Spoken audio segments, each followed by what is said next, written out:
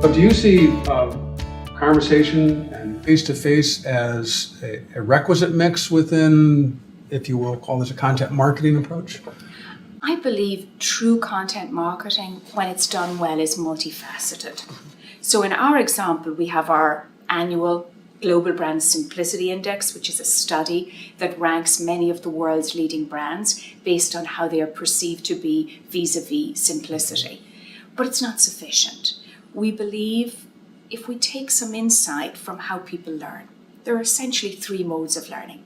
Some people learn from conversation, others learn from reading, others, yet again, are more kinesthetic in their approach. So if we borrow learnings from that methodology, it behooves us, therefore, to have different types of thought leadership and different forum to give folks different ways to process that information. Because ultimately, it's not about thought leadership.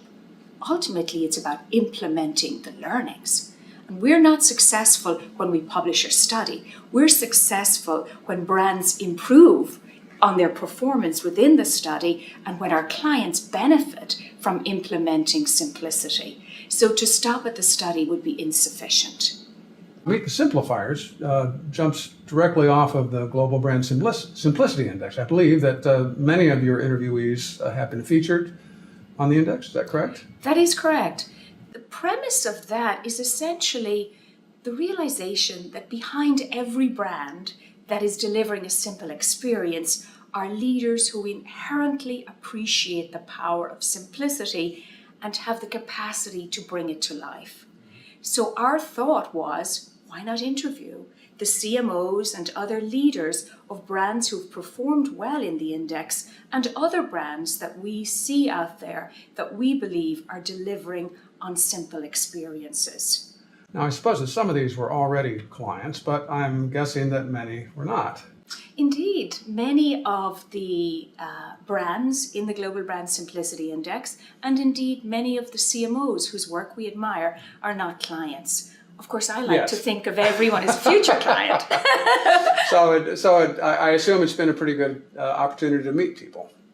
It's been a good opportunity to meet what I would consider past, present, and future clients, but perhaps more important than meeting someone in their capacity from a client vantage point is much more important because we are students of simplicity.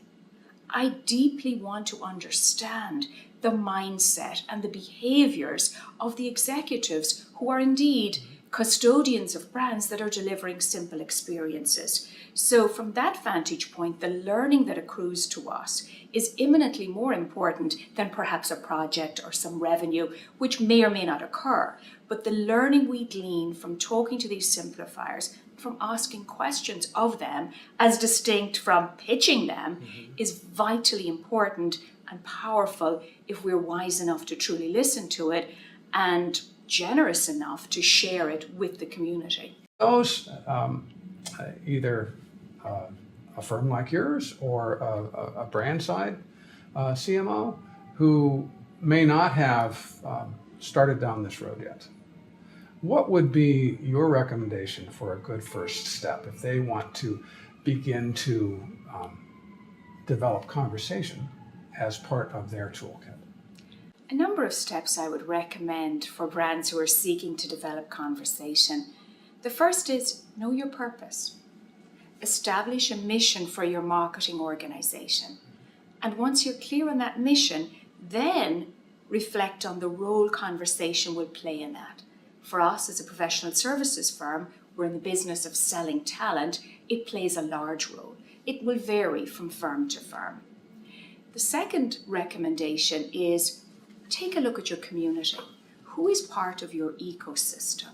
And what role should each of those participants play in the conversation? Be it customers, internal colleagues, other suppliers to the community. The third recommendation is identify what are the topics that people want to talk about, but be a little provocative. What are the topics that will set you apart? What is the conversation that you can own in the hearts and minds of the community? And the fourth recommendation is remember that execution is the ultimate differentiator. So don't start a thought that you can't finish. Don't start a conversation that you can't contribute to. And most of all, share the insight. Be gracious. Think of yourself as a gracious host, as a mental model of how to have a wonderful conversation, and you won't go too far wrong. I'd like to delve one step further into your own personal leadership, because, and I think this has, and I'm interested to know if it has an impact on your business life as well, because you lead other conversations. And the one I'm thinking of in particularly, you're wearing now, namely #WearingIrish.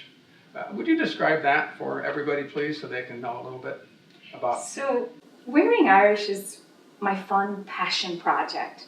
I started the initiative a couple of years ago with the insight that Ireland owns the month of March. All eyes are on Ireland in March, particularly here in the United States.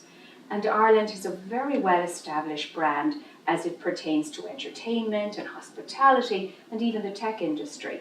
But our design community, particularly fashion, has been underrepresented. So I decided to wear Irish clothing and fashion and design and jewellery every day and post pictures on social media for the entire month of March. And it was quite successful. A number of other colleagues and friends across the globe were inspired by the idea and did the same themselves.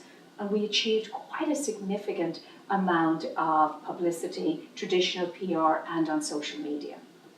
And as I reflect on it pertaining to the conversation, it really is a good example of conversation marketing, because my motivation really was to advance a conversation around the importance of fashion design in Ireland and the quality and diversity of product available.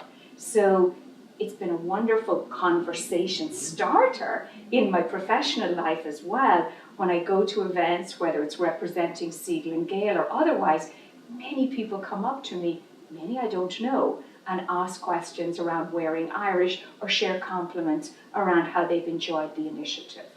So who's today's designer of this lovely outfit? Today's dress is by Manley, a homegrown Irish designer, and one of the many wonderful designers that are making a living from fashion in Ireland today.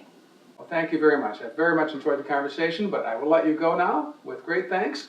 And this has been Chuck Kent and Margaret Molloy. Lead the conversation.